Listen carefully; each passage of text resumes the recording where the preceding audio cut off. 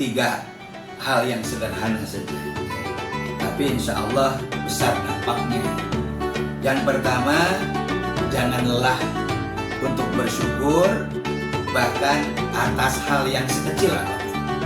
Jadi ayo kita syukur. Yang kedua, latih diri kita untuk bersabar, terutama saat kecewa. Kecewa itu tidak sesuai dengan harapan, tapi kita harus bersabar tentang itu. Yang ketiga, jadikan akhlak sebagai ciri, sebagai identitas, bukan sekedar slogan. Insya Allah dengan sabar dan syukur kita akan menjadi mukmin yang kuat dan dicintai oleh Allah serta banyak dosa.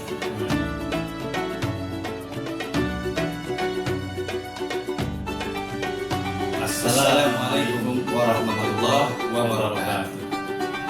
Para pemirsa duet pencerah hati yang berbahagia yang dirahmati Allah, bersyukur sekali kita pada hari ini bisa bertemu tadi dalam acara duet pencerah hidup, dan hari ini kita mengambil tema akhlakul karimah.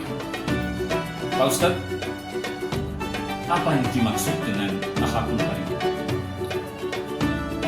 Akhlakul karimah itu adalah akhlak yang mulia, bukan sekedar berkata lembut, gitu, berkata sopan, tapi juga akhlakul karimah itu harus mampu mencerminkan hati yang bersyukur dan hati yang sabar.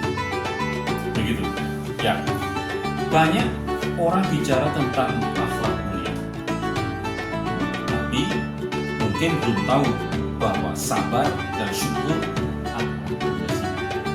Bisa dijelaskan?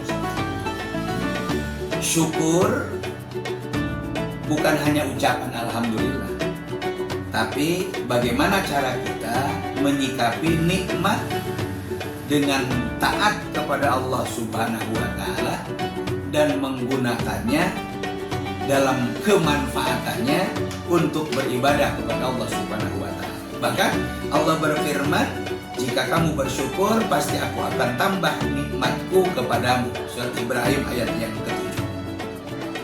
Ya. Baik, kemudian mari kita gali lebih dalam, Ustaz. Apa bentuk nyata syukur dalam kehidupan sehari-hari? Mas Haji Prapto, salah satu kesyukuran kita akan senantiasa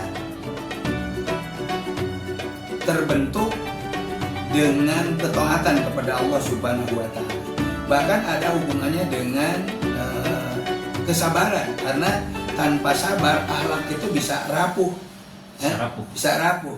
Orang bisa jadi pemarah, orang bisa jadi pemaki, orang mudah kecewa, karena itu adalah sikap karena kurang sabar. Allah Subhanahu wa Ta'ala berfirman, bersabarlah, sesungguhnya Allah bersama orang-orang yang sabar. Bahkan sabar itu bukan lemah, justru puncak kekuatan. Rasulullah SAW saat dihina, saat difitnah, tetap membalas dengan doa, tetap membalas dengan kasih sayang. Inilah akhlak yang kita teladani dari Rasulullah Shallallahu Alaihi Wasallam. Luar biasa, saudara. Artinya difitnah, kemudian maki segala macam.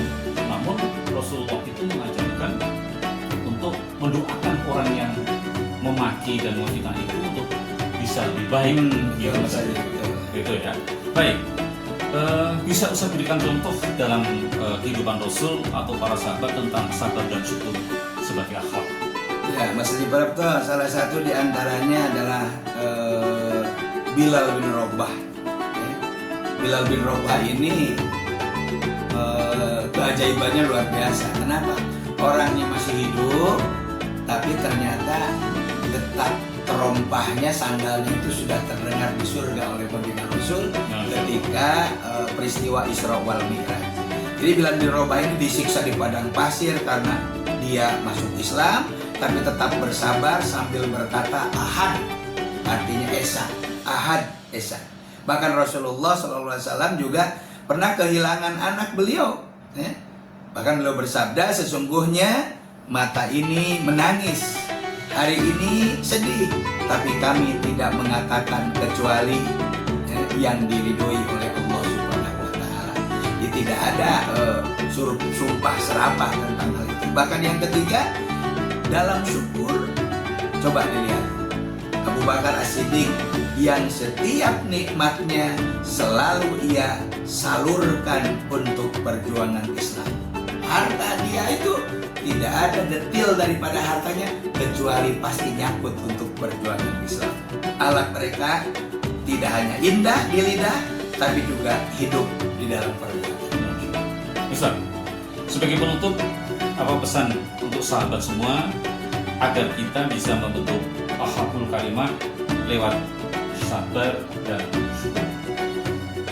Saya ingin sampaikan saja 3 hal yang sederhana saja, tapi insya Allah besar dampaknya. Yang pertama, jangan lelah untuk bersyukur bahkan atas hal yang sekecil apapun.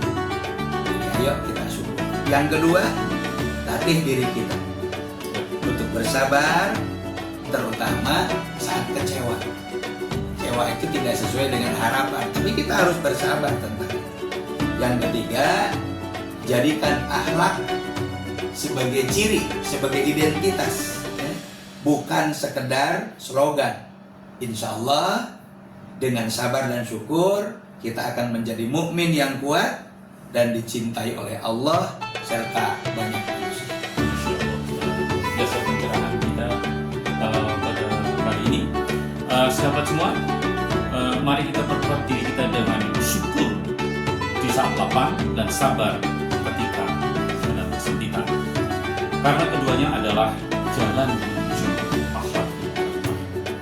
Tetap semangat, tetap santun, dan tetap perbaiki. Jangan lupa untuk like, subscribe, dan share untuk program yang selama ini kita bagikan kepada kawan-kawan kita, kolega kita, dan sahabat-sahabat kita semuanya.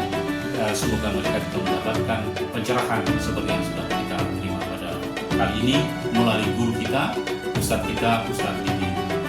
Terima kasih Ustadz. Wassalamualaikum warahmatullahi wabarakatuh.